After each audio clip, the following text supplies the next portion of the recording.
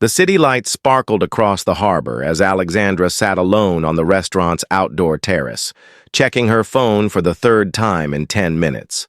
At 31, she had built Harrison Technologies into one of the most innovative software companies on the West Coast, but tonight she felt vulnerable in a way that had nothing to do with business and everything to do with the empty chair across from her. Her assistant had convinced her to try online dating, arguing that Alexandra's work schedule made traditional meeting opportunities nearly impossible. The man she was supposed to meet had seemed promising in their messages, but after an hour of waiting, it was clear she had been stood up. Alexandra adjusted her position in her wheelchair, a constant reminder of the car accident that had changed her life 2 years ago. She had fought hard to rebuild not just her company, but her confidence. Yet moments like this made her wonder if some parts of her old life were simply gone forever. "Excuse me, are you Alexandra?" She looked up to see a man approaching her table, though he clearly wasn't her missing date. This man wore work jeans and a denim jacket over a simple black t-shirt, his hands showing the honest calluses of someone who worked with tools rather than keyboards. "I am, but I think you have me confused with someone else." The man smiled, apologetically. "Actually, no, I'm Jake Morrison. I was supposed to meet someone here for a blind date, but it looks like we both got stood up." Alexandra studied his face, noting the genuine warmth in his brown eyes and the way he seemed completely comfortable despite her wheelchair. "Your date didn't show up either?" 45 minutes late and counting. I was about to leave when I noticed you sitting alone and thought maybe we were victims of the same situation." Jake gestured to the empty chair at her table. "Would you mind if I joined you? Seems like a shame to waste a beautiful evening and a good restaurant just because other people don't know how to show up." Alexandra found herself curious about this straightforward man who seemed unaffected by the social awkwardness of their situation. "What do you do, Jake?" "I'm a mechanic. I own a small shop that specializes in restoring classic cars and modifying vehicles for accessibility." He paused, his expression becoming more serious. "I started the accessibility work after my brother was injured in Afghanistan. Learned that sometimes the right modifications can mean the difference between independence and isolation." Alexandra felt something shift in her perception of this unexpected dinner companion. "That's meaningful work." "It is. What about you? What keeps you busy when you're not getting stood up by inconsiderate dates?" "I run a software company.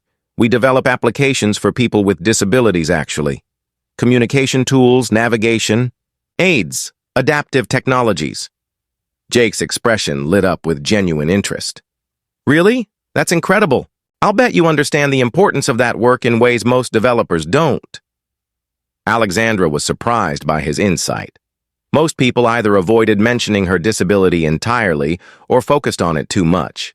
Jake seemed to see it as simply one aspect of who she was. "I had some advantages in understanding user needs," she said with a slight smile. "Though I have to ask, what made you comfortable just approaching a stranger and suggesting dinner?" "My grandmother always said that life puts the right people in the right place at the right time, but only if we're brave enough to recognize the opportunities." Jake looked out at the city lights reflected on the water.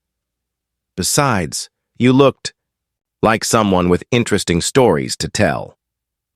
As their impromptu dinner progressed, Alexandra discovered that Jake was not only thoughtful, but surprisingly well-read and insightful about technology despite his hands-on profession. "Jake, can I ask you something? Aren't you curious about why I use a wheelchair?" "I figured you'd tell me if you wanted me to know. It doesn't change the fact that you're smart, successful, and have made me laugh more in 2 hours than I have in months." Alexandra felt touched by his matter-of-fact acceptance. "Car accident 2 years ago. Spinal injury. It changed everything about how I move through the world." "I imagine it did. But from what I can see, you didn't let it change who you are." "Some days I feel like it changed everything about who I am." Jake was quiet for a moment, considering his words carefully. My brother told me something after he came home from his deployment. He said the accident didn't change who he was, it revealed who he was. The injury showed him what really mattered and what he was truly capable of.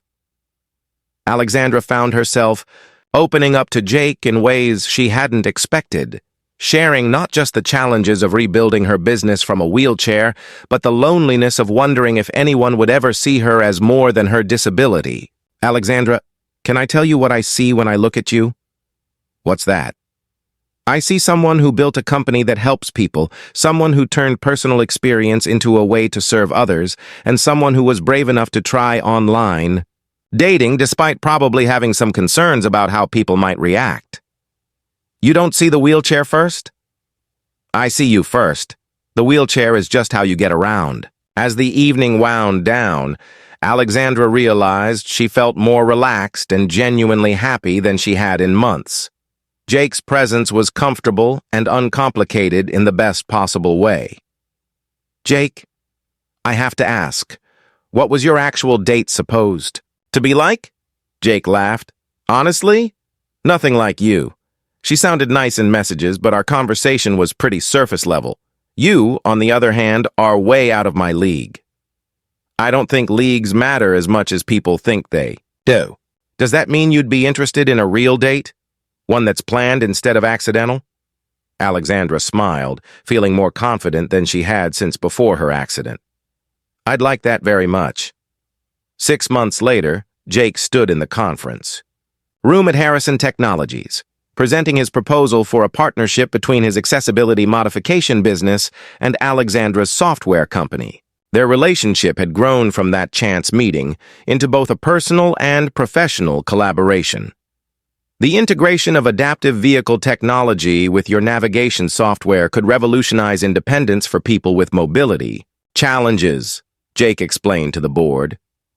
Alexandra watched him present with pride, understanding that their partnership worked because they both brought different but complementary strengths to everything they did together. Any questions for Jake? Alexandra asked the board members. Just one, said the CFO.